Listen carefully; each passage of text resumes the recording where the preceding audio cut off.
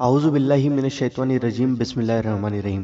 حضرت مقداد رضی اللہ تعالی عنہ فرماتے ہیں کہ میں نے رسول اللہ صلی اللہ علیہ وسلم کو یہ ارشاد فرماتے ہوئے سنا، قیامت کے دن سورج مخلوق سے قریب کر دیا جائے گا، یہاں تک کہ ان سے صرف 1 میل کی مسافت کے بقدر رہ جائے گا، اور اس کی گرمی سے لوگ اپنے اعمال کے بقدر پسینے میں ہوں گے، یعنی جس کے اعمال جتنے برے ہوں گے اسی قدر اس کو پسینہ زیادہ آئے گا۔